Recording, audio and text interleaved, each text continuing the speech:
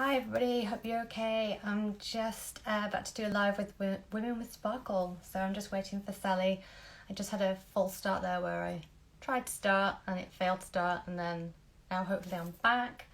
I'm just going to try and see if I can add a hi Fats.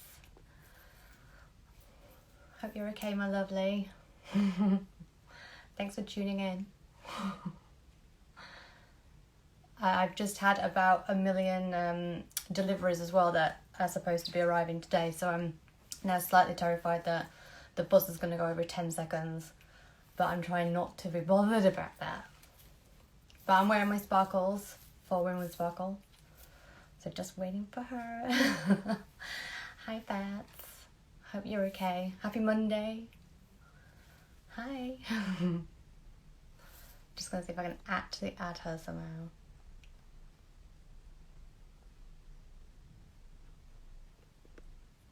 Not working.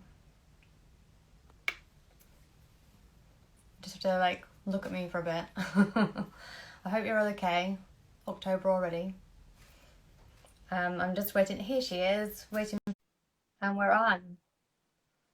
Hopefully. It's like fingers crossed. Yay! Hi! Here she is. Sorry, I had a false start where I put it on and it was facing the wrong way, so everyone was looking outside the window, so I had to stop it and turn it on again. So yeah. That's fine. Can you hear me okay? I can hear you perfectly, and I'm happy Okay, that you've got your backdrop. I've actually got like the most precarious setup in the world. I was just thinking that. I was like, I've got my tripod, I've got a stool, but it's one of those like air stools, so at any minute it could drop down if it decides to, so we'll just go with it. I had this tripod at one point that would haphazardly just drop the phone out, and it was so anxious because like every time you run it, you're like just waiting for it to just go.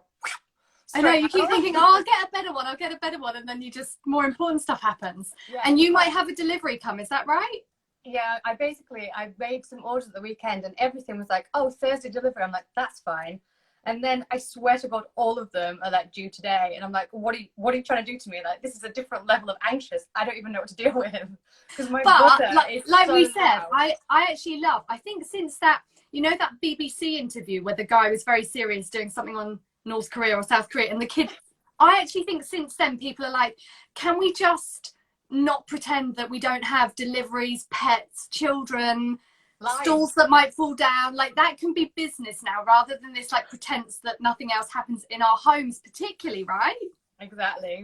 We've all been caught out. We're real. We're normal. Oh my God. I know, and our businesses haven't crashed because people have found out, oh my goodness, we have a pet that barks or a kid that screams. Exactly.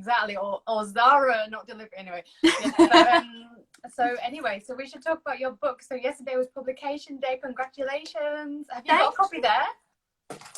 Yay! I haven't got mine yet. Mine's on its one of my deliveries. It's on its way. Well, let's hope that's the delivery that interrupts us. That really is the only delivery allowed to interrupt us today. That would be quite comedy, wouldn't it? So how does it feel to be published? It feels really surreal. Like, I keep like the nice analogy. I don't have children, so I've not given birth, and this is probably an insult to every woman who's given birth, but I feel like I've given birth. I feel like I had this huge pregnancy for so long, and then I felt like I was crowning for ages, and then I felt like the last couple of weeks have just been like push. So I'm like, I feel like the excitement that I have my child, which is the book, but I also feel like, oh my God, the process is exhausting. And then everyone's like, yay, let's start marketing it. And you're like, can I have a little rest, please? Yeah, you're like, I don't want to party right now. I can need a nap. No, but the interesting thing is, and kind of related to the book, that, like I said to my husband, I was like, the whole book process and the whole structure that businesses and marketing are set up for, as you'll find out in my book, the whole world is set up to be more comfortable for men, right? It just is the way business is structured, the way the timeline's structured, the way productivity tools are structured. It's all for men. And as I was like writing my book, I thought, you know what? I was being like, I had some really great advice from some fabulous people in the industry, and they were like, right, you have to do this to get on the bestsellers list, and then you have to do this, and then we have to set up like this for like the first week of your book launch and things like that.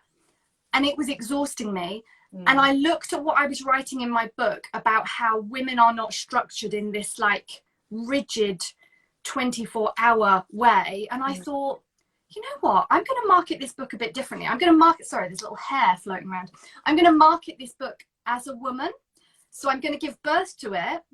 And then I'm going to let the marketing of it build, and it be very organic, and it be very natural. And already that's kind of happening, of people like approaching me saying, hey, can we do a chat about this?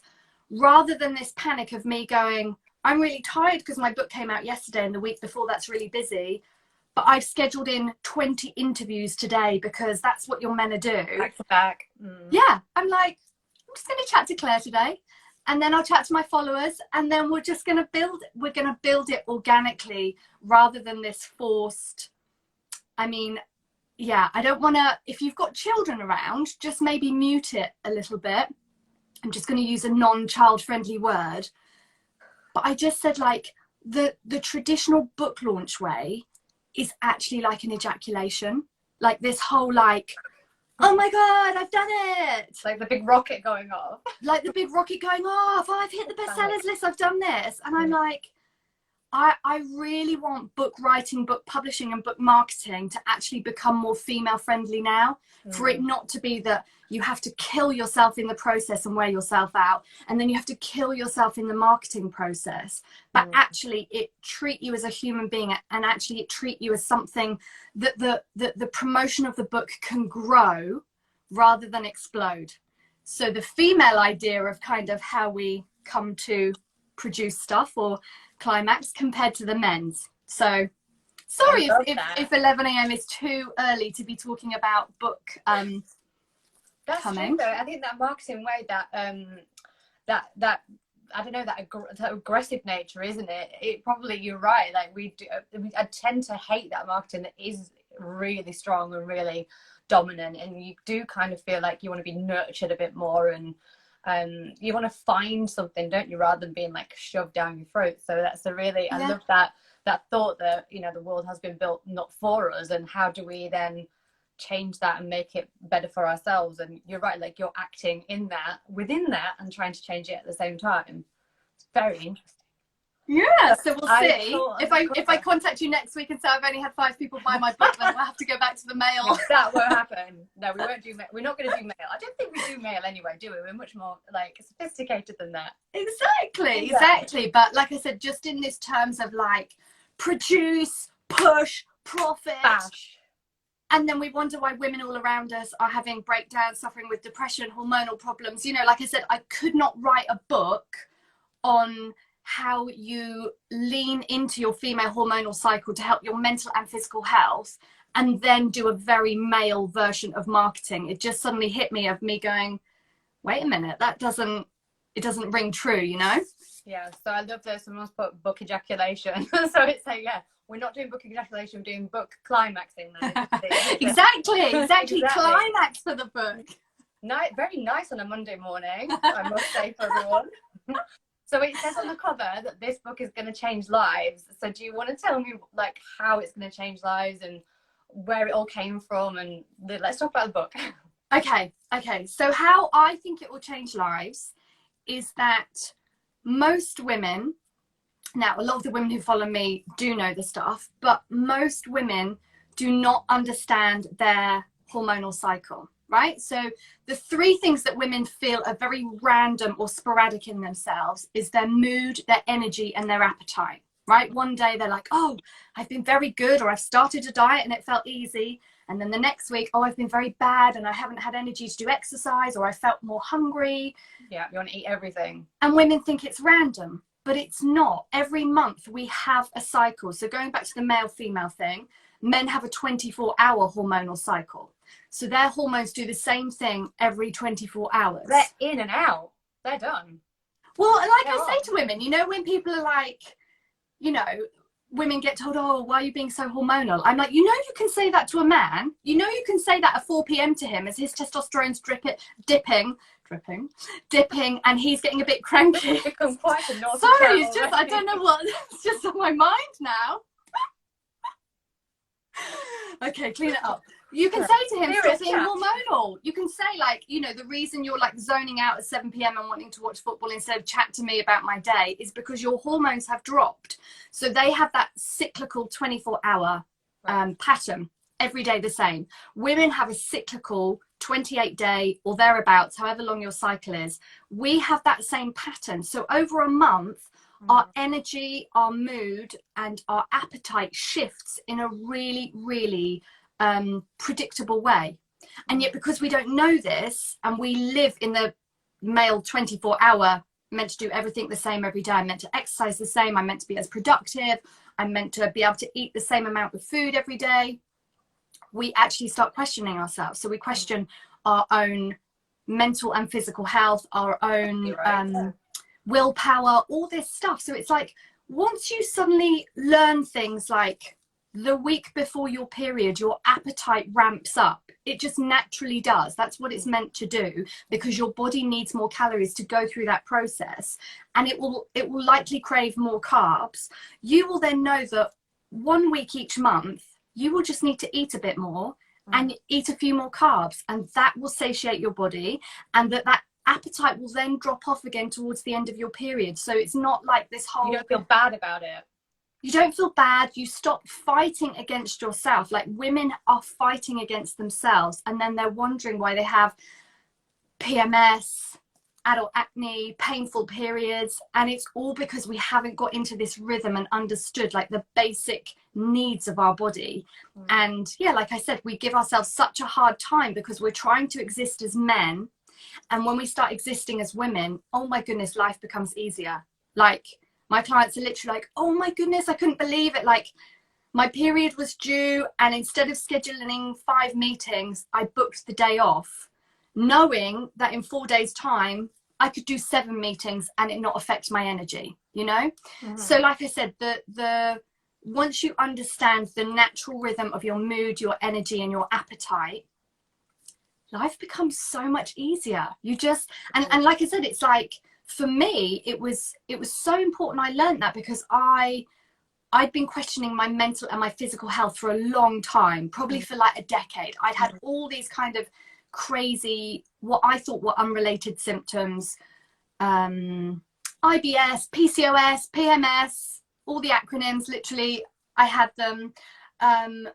Very like changeable moods. Like, I was online doing like, am I bipolar kind of online quizzes, because I was like, how come last week I was like the life and soul of the party, I felt great, I wanted to see everyone. This week, I literally, everything I booked in last week, I cannot commit to this week. I can't keep up with it. And then when I worked out that it wasn't me being erratic, it was the fact that, again, very like predictably, that last week when I had more energy were because my hormone levels were higher, and the week where I felt a bit low or wanted just to be around less people, my hormone levels were lower, and that happened every month. And that I could start planning my life around that, instead of just saying yes to people the whole time, regardless of how I felt physically or mentally. So like I said, I think especially for women's, definitely for their physical health, for the energy and the appetite part, but for the mental health of going, okay, why do I, some women, it really hits them, those hormone shifts can really hit them, and they suddenly feel very low or very teary. But if they know, look, you're in those 2 to 3 days where this shift is happening, it's going to pass. It's not that you're collapsing or having a breakdown. It's just that hormonal shift that if you carry on going to the gym, socializing, trying to diet at the same level you have been, that will affect you even more. So yes, that's one of them. Yeah, because I find that you do like have these weeks where you're like quite calm about things, you can take a lot on, and then weeks where you're just like, I can't, like, how am I going to do it all? And you get that panic, don't you? And like you said, by understanding that, at least gives you that background of what's going on, rather than thinking, like you said, it's you. Like, you know, it's not you, it's your hormones, and things are changing. Yeah, and so what happens is we normally come out of those dips and go, oh, that was weird. What was that? Only then to perhaps experience another dip the next month, and that's when women say, okay, I need to go on the antidepressants, or, you know, and not that you can do all that, of course, if you need to, but to not ever know the context of your mental and physical health within that monthly cycle, And to not ever have a doctor when women go to them and say, oh, I'm struggling with this or struggling, you know, like if I have women come to me and they're suffering from anxiety and depression, I make them chart it over a month to see if there's an ebb and flow, because normally there is. Yeah. You know, and normally they'll book the appointment when they're feeling at their lowest, but I'll say to them, look, 3 days later, do you start to lift out of that? And so if that's the case, we maybe don't need the antidepressants, but what we need is to make sure that within those 3 days, you take on less, you go out less, there's more comfort, there's more self-care to help just lift you out of those few days again. Like these other days when it's all different, so you're like, you've got exactly, you have these other days where literally you have so much energy, testosterone, you're feeling amazing, you're feeling fertile, and so you can go, but knowing it's no different to, like, we're coming into autumn now, right? So there's a shift and the light goes and everything is like, oh, your appetite changes, your want to be outside changes, so that those seasonal shifts happen to us every month. And so if we were in autumn saying, oh, I'm still going to have a day at the beach and sunbathe, that would make us feel quite unhappy, right? But that's what happens in our hormonal seasons. We're kind of like, we might be in an autumn season, and yet we're still trying to do what we did in summer. Yeah. So our body and our mind feels very uncomfortable. Yeah, that makes a lot of sense, doesn't it? And I think, I suppose we've just been taught to try and live like men, haven't we, and be in their world and operate in the same way. So how fascinating. So how long did it take you to write this book in beginning to end? So how long were you pregnant for? I was pregnant for a long time. When I first started writing this book, I was like, and again, the interesting in the masculine versus feminine thinking. So pregnancy has an amount of time, right, that the baby is growing. You cannot force that to be quicker. Like, it just is this length of time. And yet, again, in our world, there's this forcing to make everything quicker when normally there's like a natural length of time. So when I a deadline, don't we? A deadline, a timeline, and a critical path, and whatever. Like, it's quite exactly. And faster is always seen as better. Like, oh, the quicker you have this out. Yeah, exactly. So it's like, when I first started writing this book, I was in kind of more of a masculine business mindset of, like booking things in and I thought, right, I'm not into this whole, like, oh, it takes 3 years to write a book. Like, I was like, what a load of rubbish. I'm going to do this. I was just like, I'm going to do this in 6 months, get it done, get it out, move on to the next thing.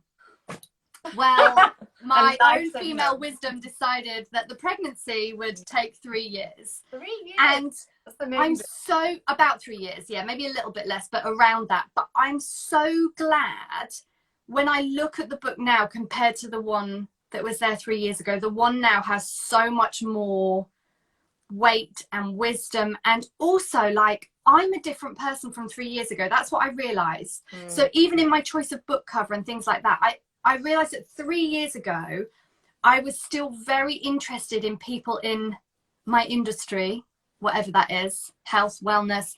I was still very interested in them thinking I was great. I was still very looking left and right a bit and paying attention to what everyone else is doing. Yeah, exactly. Being like, oh, she's got a book out, I need to hurry and get my book out so I can be at the same level. I was still very interested in my mum looking at the cover being like, oh, that's wonderful, you look like a very serious nutritionist, or and 3 years on, I don't care about any of that stuff. Like, I no longer want to be in an industry. Like, I don't want to be thinking about those things. I want to help women not struggle with their health, their happiness, or their hormones. So the book now reflects that. The book now is not there to impress my peers or an industry. The book is to have as much information that I know women need in the most simplest form. What I realized is my book 3 years ago was very complicated, and then it's almost like you've like, it's your customer, isn't it? And sometimes we get confused between who our customer is, and then we get all these people we're trying to impress or whatever, but they're not our customers. Like, so they're our peers, they're people that are important to us, but they're not our customer. The person who we are trying to talk to or educate or help is not your mom, probably, or not like not your peers, because they things. So it's like really defining that really like pushes you on, doesn't it? I think really makes and you being honest about like your core motivation. So honestly, 3 years ago my core motivation was to impress people and say, oh wow, you've done a book, that's so impressive.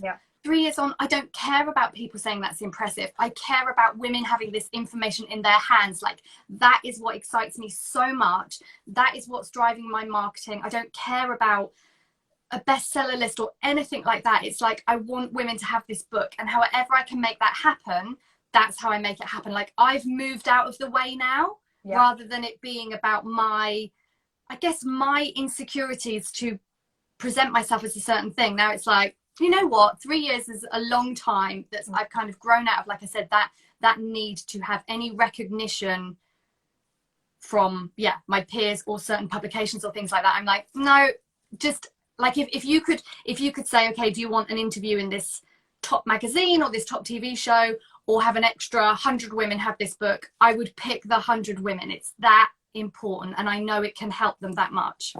That's the thing. I think once you get to that realization, it is super important. Like, it's finding your why you're doing it. And I tell people all the time, like, you know, it's, you know, me, clients, everyone, like, you can't look left and right too much, or you don't do anything. You literally stand in the middle of the road waiting to almost be knocked down. You've just got, like, keep, you know, your own focus, and focus on why you're doing it, not why somebody else is doing it and stuff. But I mean, we all know it. Like, we all go through it. So and you have to try and get rid of those, like I said, you have to try and get rid of those people you're thinking about reading it. So I was like, oh, some of my past nutrition teachers or things like that. Wouldn't like that. Yeah. I was like, I have to get them out my head, because I read a quote by Einstein that I'm massively paraphrasing, but he basically said something like, if you can't explain it to a 6-year-old, you don't know your subject well enough. Yeah. So I re-looked at my book, and I was like, oh, this has so many like medical words or hormone names, and they don't need to be in there. Like, women are too busy. They don't need to know the actual depth of this stuff. They need top line. How is this affecting my mood, my energy, my appetite? How can I have more energy? How can I feel less crap about my body? You know, so I was like, I want to get that information to them as quickly and as easily as possible. Get rid of my ego of like, oh, this chapter I could present how clever I am, because, you know, and I was just like, oh, I think I'm kind of over books that overcomplicate stuff so the author seems more clever. You know, it's like, I just think of these women who, like, I meet or I chat to in my DMs who are like, I am desperate, you know, my periods are so heavy, I'm exhausted, or like, I hate my body so much. Yeah, sorry. Yeah. So what tips would you have for people who are going to write a book then? Would you advise them to kind of take their time like you have and let it come to fruition? So everyone's different, but what I would say is, first and foremost, write the crappiest version of your book. Like, just write the whole and set yourself that task. I am going to write the crap version of my book. I love that. Because that's what people don't do. Like, we try and write the best book, and then we keep going back and we keep changing. And it's like, no, your first job. You don't get through it then, do you, I suppose? No, exactly. So what was affecting it all? And you start, and if you keep doing that, you start questioning yourself, you start moving around stuff too much. And it's like, no, your job is to just write a crap book. Get all your thoughts, all the things you want, and write the full finished crap book. Once you have your crap book, that's when the most amazing things can happen. You can bring on editors, you can, you know, get friends to read it, and that's when you can start changing around stuff. But too many people get stuck second guessing themselves, second guessing their book, second guessing their idea, and they don't ever, you know, and it can be quite demoralizing. Say if you get to the 2-year mark and people are still like 3/4 of the way through or things like that, and they haven't ever finished it. Once I finished that crap version of my book, I was like, yeah, I've written a book. Like, and that it then, like, you then have these things where, you know, people come back and they're like, oh, this is the crap version, isn't it? So we need to change things around. And you're like, okay, yes. So okay, I now write, thanks for that though. Yeah, I now write my better version, but the most important thing is getting your crap version of your book written first. There's something about getting it done in some way, shape or form. I think that your mind at least can move on a bit, whereas otherwise you just get stuck in chapter 1 forever. Like, yeah, you get stuck in chapter 1 and you're going over the grammar, and you're trying to make, and where will it go, and then you're trying to make chapter 1 to 3 so perfect that by the time you've written 3 perfect chapters, you're exhausted, you're doubting yourself, and you might go on a writing break for a year, you know? And it's like, you just, like I said, it's taking that pressure off. It's taking, like I said, when I first like came to the book and I was like, oh, I hope my ex-tutors think it's really amazing. And I hope that person in my industry who I really admire think it's amazing. And I hope that person thinks it's amazing. And it's like, get rid of all those voices and write your worst version of it. And then from there, then you can go and you can make it better, and you will always make it better. So don't like, but the hardest thing for people to do is write a crap version. So that's like why it needs to be done. So good. Okay, well, I want to also ask you about, because the book is obviously out now, I want to ask you about how you got started and everything. So when I interviewed you before, I think that you did English literature, is that right, at uni? Yes, I did. I had a first job with roller skates, I also believe. Oh my but goodness. Can you tell us about your early days? It What? sounds very glam. Oh, it was literally the opposite of glam. They were like, you know how, I don't know, like any actor or things like that, they will, when you have the story of like, oh, you appeared in that's amazing. But when you see like what they were doing 99% of the time, like that was me. So I did English literature at uni, but I was doing backing dancing and choreography for like music videos and pop bands and things like that. The English literature I did because I loved English. Not that I felt like I studied at all at uni. We were just talking to my friends about that. I did the same thing. I did English language and literature, and I just did it because it was my favourite. And then I read so many books at uni, I kind of went off reading. I was like, this is not what I wanted. No, like when you get the medieval literature and you're like, I'm not here for this. Old English still gives me nightmares. You're like, why have you not given me a Marion Keys? It's like, you know. I know. That's not why I'm here. Where's my whole Starbucks? But I did that because everyone was like, oh, you know, if something happens to your knee. And so again, I was kind of on that journey of, you know, people pleasing, which we talk about in the book, why it's important to do less of that. So I did English literature at uni. Then I moved to London to find my fame and fortune in pop bands. You know, I was obviously going to get scouted, but in between going for those very glamorous auditions, you know, where you have to wear the most hideous outfits and have a room full of men kind of look at your thighs and then shake their head.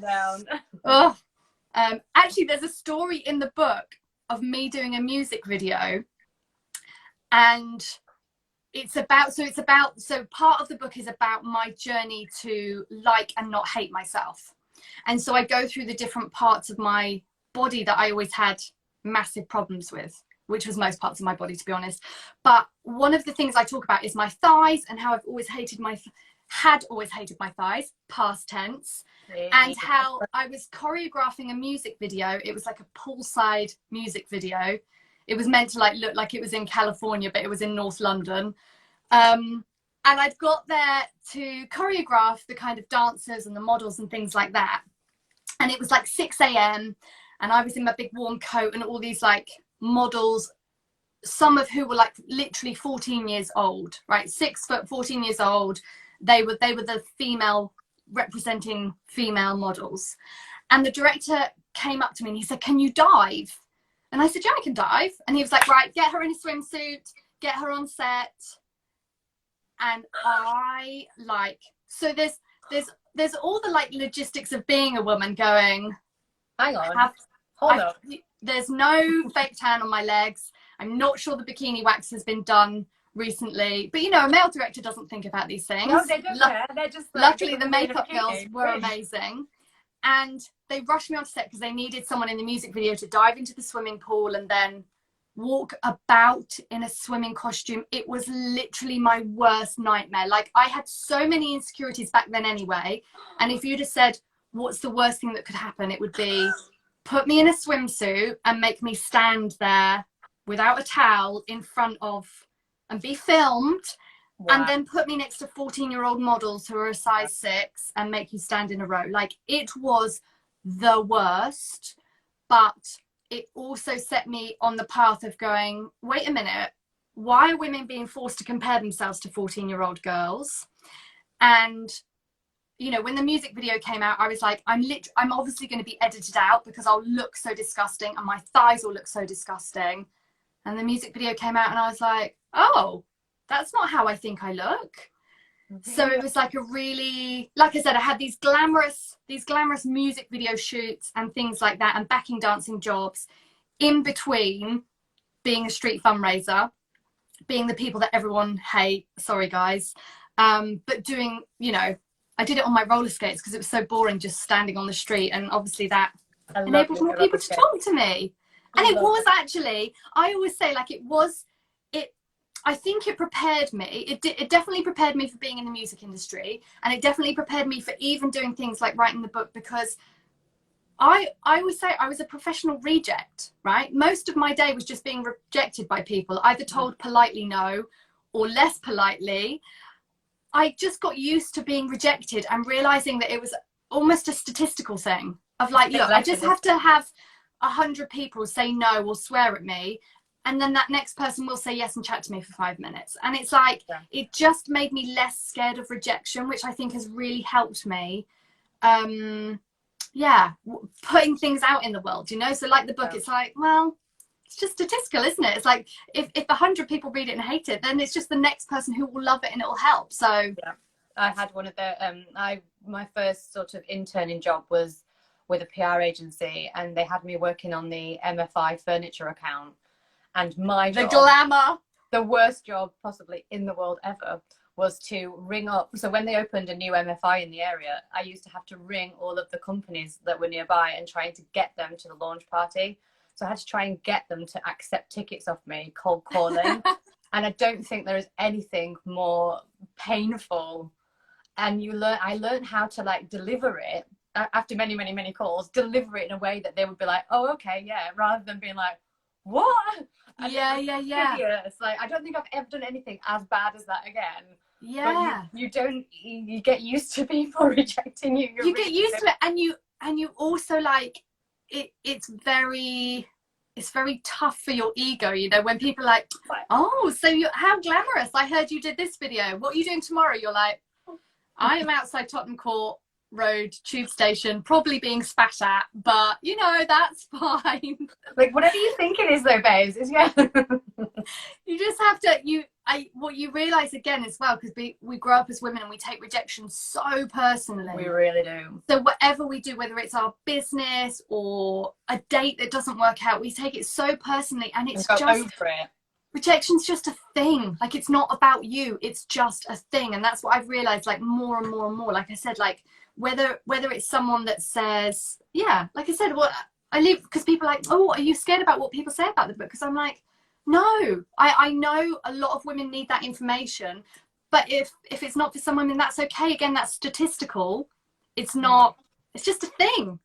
And it comes part and parcel with the people saying, it's amazing, it's changed my life. So I think we have to start normalizing rejection and bad feedback or anything like that as part of the process of life, and it not be about us being hideous or rubbish. It's just part and parcel of life.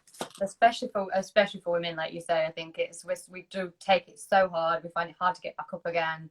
And I think men are a little bit more like, they're more ready for that resilience. They're not kind of expecting everything to be like perfect and magical and fairy tales. So and also they don't think it relies on them just working harder or being more. Like a great example is my cousin. Both her and her partner are like sales directors, and you know, in this climate, selling can be quite difficult, and they both had a really bad day, and she was like, I can't stop thinking about it, I feel really emotional. And he was like, nah, what's the team? It's just like, it's just part and parcel of the job. You're in a sales director, you have crap days. It's like, that's just it. Whereas again, she'd taken it so personally. Did she do something wrong, or did she need to do more? And so again, it's like I said, it's not trying to shield ourselves away from failure or rejection, just saying it's just statistically part of putting yourself out there in any business, in any industry, on the dating scene. Just see it as statistical rather than personal. And how long were you kind of in that music industry then? Were you there for a while, or when was your kind of change into your next phase of life? So I probably did that till my mid-20s. So I probably moved to London at like 21, and I probably did that till I was like 26, 27.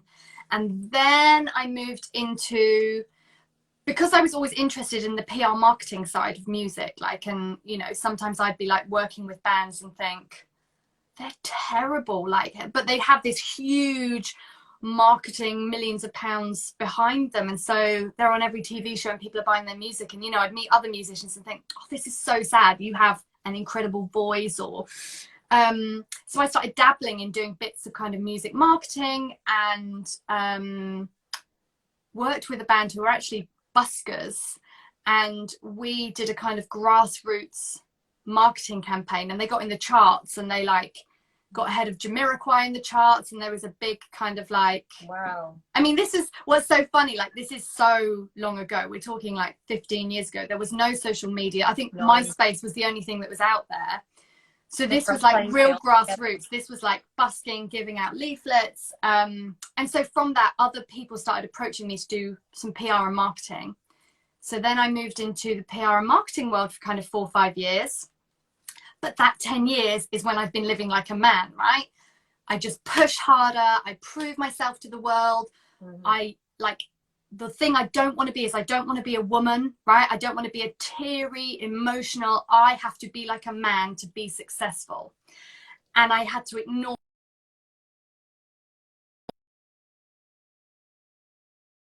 Oh, is it all right? Is it spinning? I know. I don't know.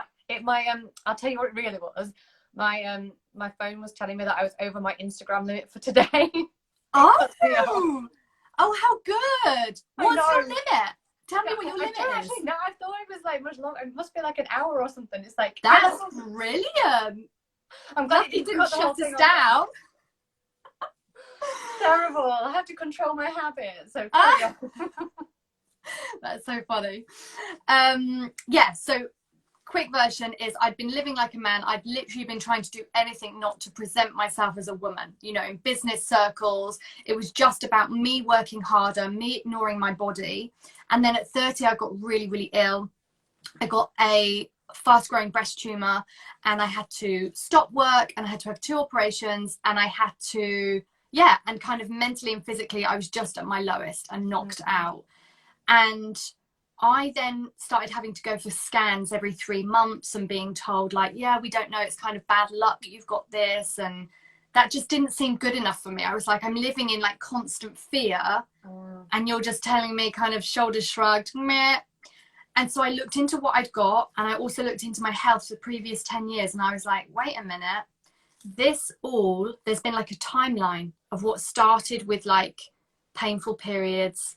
It increased to like PCOS, it added in adult acne and the IBS, and it was all this melting pot of stress, inflammation, and hormonal chaos, which led up to the breast tumor.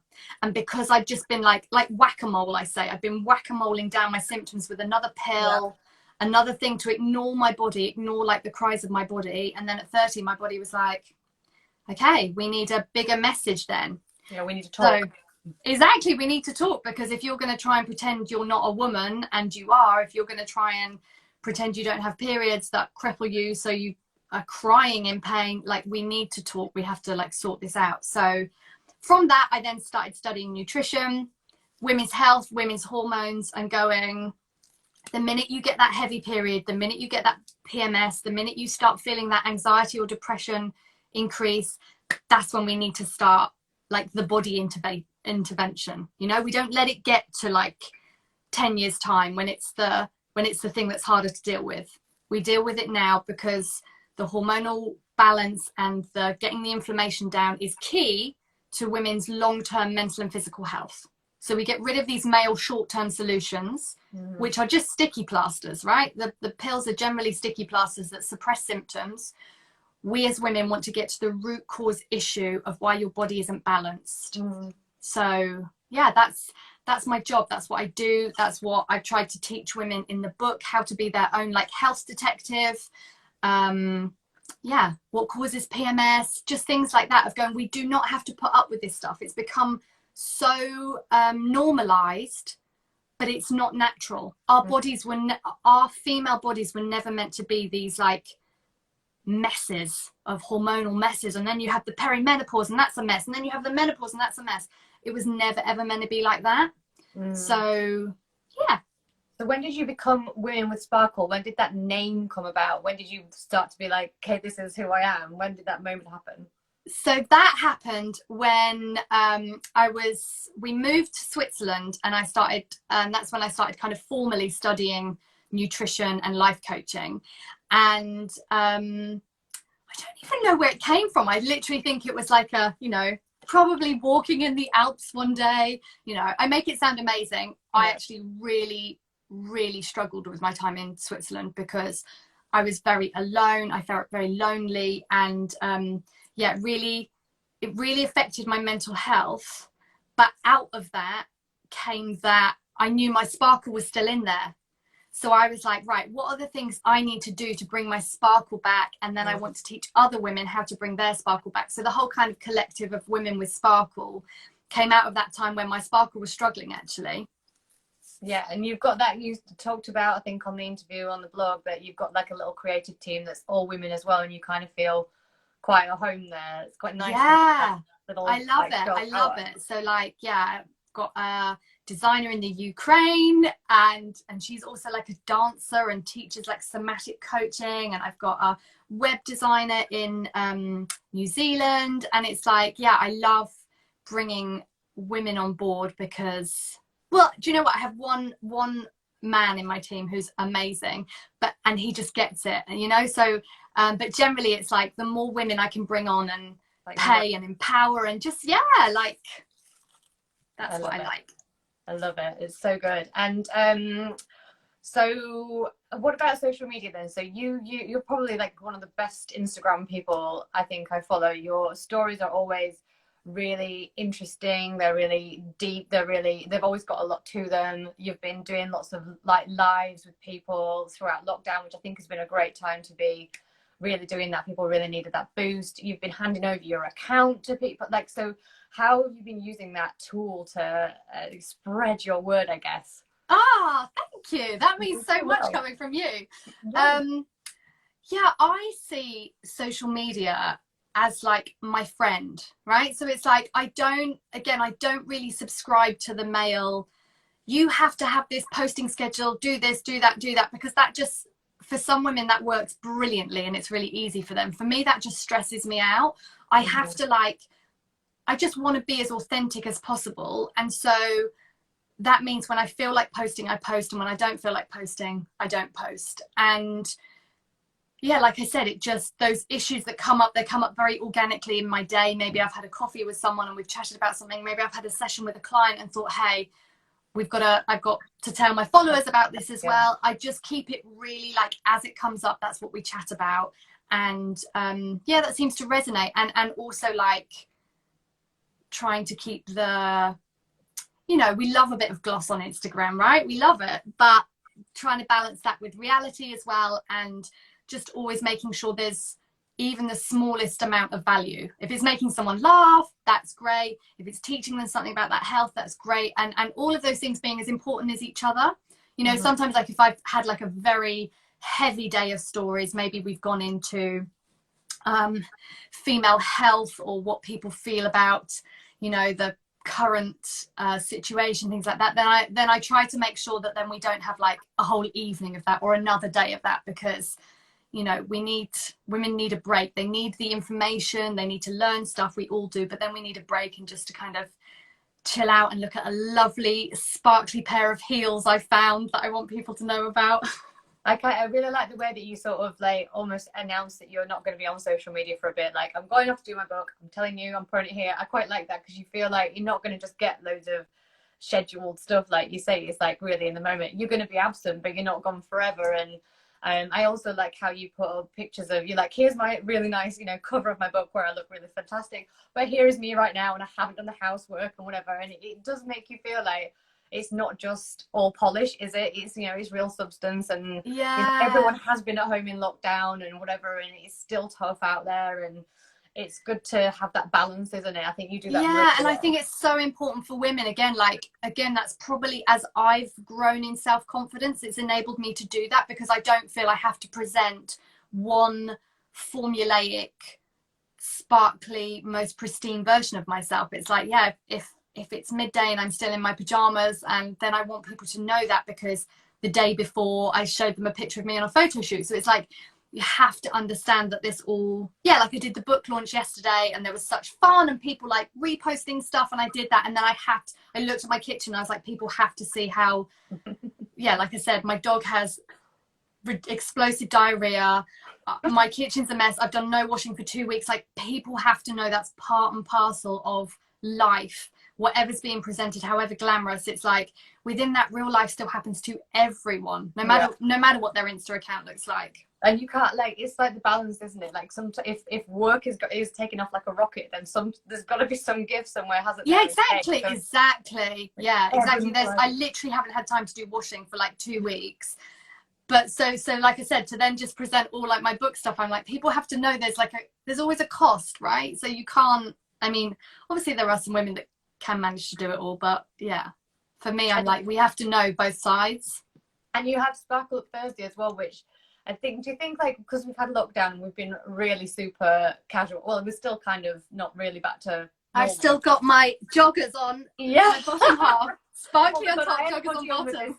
I had a hoodie on with this earlier when the postman came. I left the police picture it. I mean, it kind of looked cute. I think I could do it. Yeah, I love that look. Yeah, do you think it's kind of more important than ever, actually, that we have that moment of, I don't know, dressing up for ourselves, or just like, I don't know, making ourselves feel that best Definitely. version? One day. So again, that Sparkle Up Thursday was born out of my time in Switzerland when I was really struggling. I didn't have any friends. I didn't have people to meet up with. I didn't have a lot of work. I was kind of doing a bit of freelance at home, but like, it was a really tough time and I didn't fully feel like myself. And part of the reason I didn't fully feel like myself was because I was just wearing the crappiest clothes all day, every day. Like, we lived in a village in the middle of nowhere and I would just trudge out, walk the dog, come back, do a bit of work. Whereas I was used to like living in a city, meeting up with people, always, you know, glamming up a bit. And so I realized one day of going, you know what, I'm thinking like this whole huge situation of me feeling quite low is because of these like deep emotional, spiritual issues I have to work through. And then one day I was like, I think I just need to have a shower, wash my hair and put some makeup on. I honestly do. And I did it. And I was like, well, that has helped me more than the deepest, most spiritual book I just read last week that didn't help me one bit. And so I was like, you know what, we might be going through some really heavy stuff, you know, and that's not to like diminish that or say they don't have, those times happen, but we will always feel better for washing our hair and having a shower. Yes. We will. Have you know that bit in Bridesmaids where she's really depressed and Megan comes around and she just goes, you got to wash that hair, and you think she's going to give like some actual advice and she just says that? Well, my mom says that to me every now and again. She just like, got to wash that hair, and it's like that thing where you're like, okay, like game face on, like, you know, something happens and it's like not elevating. Like I said, I think Russell Brand did a chat once talking about like the kind of pillars of his recovery and health, and one of them is being clean and like having a shower and realizing that does affect your mental and physical health. And so like I was like, that's so true, you know, either the like freelancer who's just trying to get through all the work and thinking, oh, I've got a meeting next week, that's when I'll wash my hair, or the new mom who's really struggling but doesn't, you know, won't ask for help.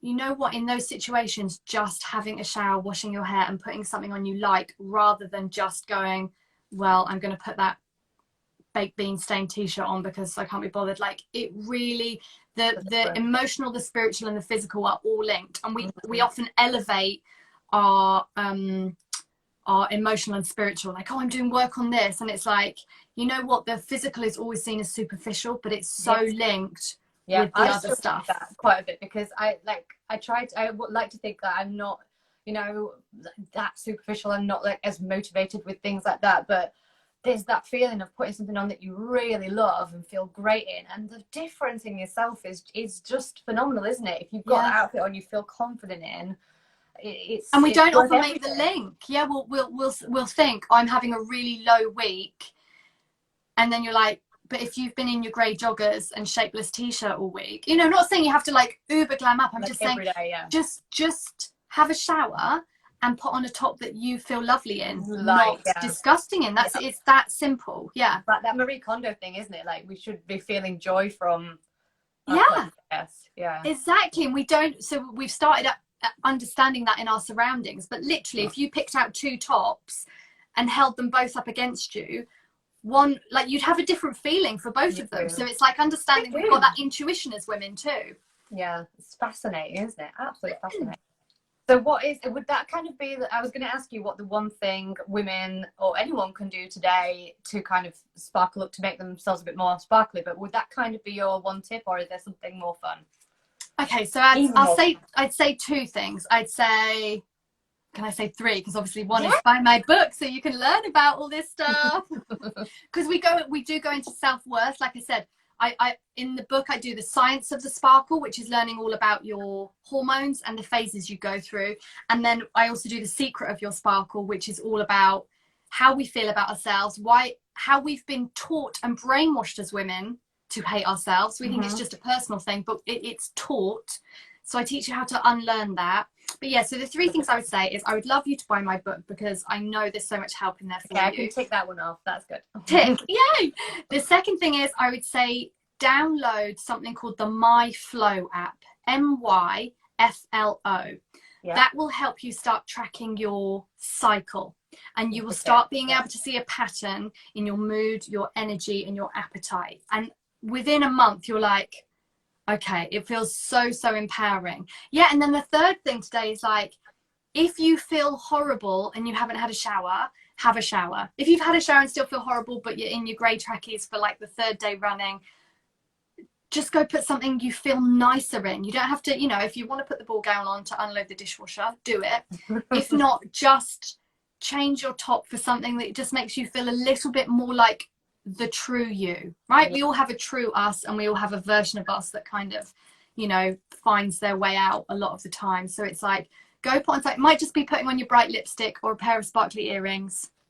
Just go boost your mood a little bit, because sometimes it doesn't have to be deeper than that. Sometimes we need the counseling, the supplements, all that stuff. That's all wonderful. Sometimes we just need a shower and a pair of sparkly earrings. I feel like that should be like the tagline for this whole talk. Shower and sparkly earrings. Yeah, exactly. Not book ejaculation.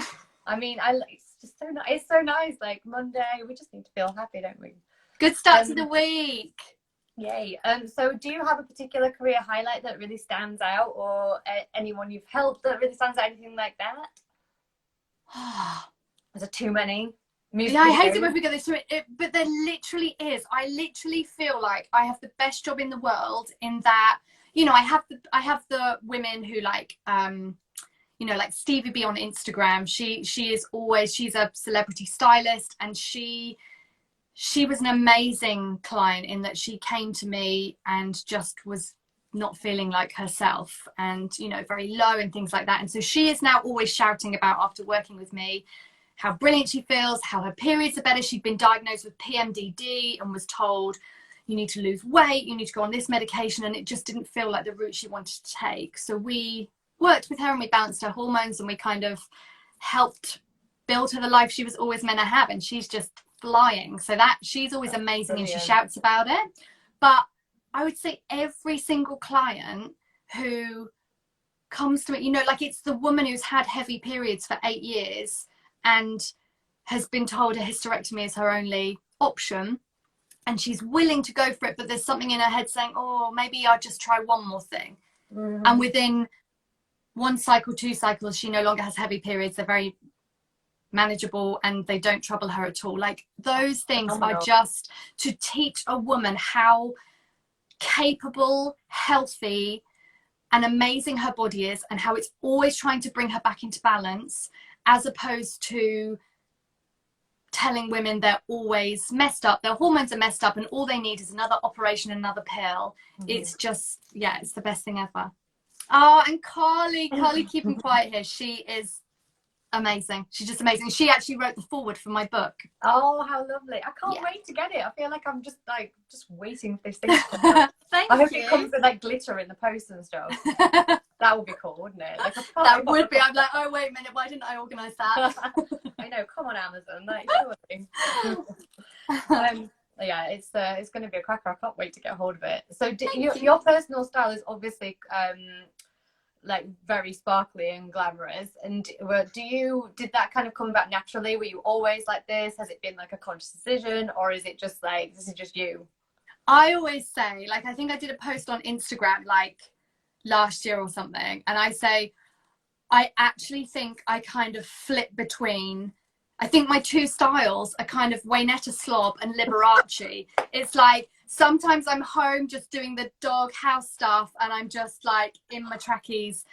And then it's like, I've got an interview, I've got a client. And then it's like, you know, I do need to find a middle ground. I probably do need to like Stevie Stylist to come and help me. Wait, slob with some like sparkle, maybe. I mean, maybe. So it's like, I do love glamming up, but yeah, that's not, people who live near me will be like, it's not how I see you walking the dog first thing in the morning with your big puffer on. Yeah, your true self is always going to be dog walking, isn't it? It's like the corner shop guy or whatever. Like exactly, that's exactly what it is. Life. Yeah, I know. My neighbour was like, "Oh, your book's coming out. That's so exciting." I said, "And how I look on the cover is exactly how you see me doing my early morning dog walk, obviously." So maybe you should start that. Maybe that's a thing. I did do it on Sparkle Up Thursdays. I would be like, right, I'm going to wear my sequin trousers or my tutu to do the dog walk. Just some places that like, I don't live in East London, so some places are easier to do that than others. You'd be fine. Like, nobody would even notice. Like, everyone else would be in tutus. Exactly. I'd be dressed down, wouldn't I? Exactly. Whereas like here, it's like, are you okay? You have to prepare yourself, being like, right, I'm going out in sequin flares when everyone else is in like a Barber jacket and wellies. It's fine. We're going to do this. I have enjoyed the whole like not lockdown, but now post lockdown, because everybody I see now is in like activewear. Like, no matter where I go in London, like everyone seems to be uniform activewear, and it's definitely changed. I don't know if we'll ever quite get back to heels and whatnot. Wow, weird, isn't it? It is weird, but I think you need events. So it's like, again, it's like your day-to-day life, it's fair enough if you don't have time to like do the glam, but we do need events, we do need those moments. You need something to keep us going. Yes, exactly. Yeah. Did you find like personally, did you find lockdown hard, or were you kind of like, you were immersed in your books and maybe you were? I loved it. What did you? Just being home? I loved it because I got to finish my book. So it's like loads of those day-to-day busyness of meeting up with people and going to appointments. And like when that travel stopped, I was like, oh my goodness, I have these hours to finish my book, which I'd been wanting to do for so long. Like a gift. It also helped put into practice. Like I said, all those years ago when I'd got really ill, I was so full of fear about my own body and my own health. So I had to retrace my steps. I had to learn how capable my body was. I had to learn the things that every day could increase or decrease my health, and me be in charge of that. So as the kind of panic was ramping up about how this virus and, you know, basically how we are just sitting ducks waiting for it, I was like, this isn't true. This isn't how our bodies work. We are so much more empowered. We have an immune system that every day we can be helping or reducing. So I've just found it a very health-wise, I found it a very interesting conversation that's happened that has disempowered people about their health, right? If you don't do this, then, you know, then this is going to happen. And it's like, my whole aim is I want to re-empower people about their health. I want to teach them how strong, how resilient, how capable their body is, when the message of a lot of the medical industry is that your body is weak, which is what I believed when my body kept getting ill. I thought my body was weak and pills would make me strong, or an operation would. And it's like, we have such health resiliency and a body that is fighting every day. Our body is fighting. We are surrounded by bacteria, viruses. We all have things going wrong in our body, and every day our body is fighting and keeping us in health. And if we can just give it a bit of a helping hand, our health can improve like exponentially. So it's really annoyed me that whole piece has been missing from this conversation. It's all been on the antibacterial hand gels and face masks, as opposed to, I'm like, why are you not teaching people about their immune system every day? Like, why are you doing news reports that are so full of stress, Stress increases inflammation, which reduces your immune system. Why would you not give information that helps people improve their immune system instead of reduces it? So that's been quite an interesting thing to watch. I'm really annoyed, but the Instagram thing is saying we've got 15 seconds to go, so we're gonna have to say quick goodbye. Thank you so much. I love chatting to you. Buy the book, everyone.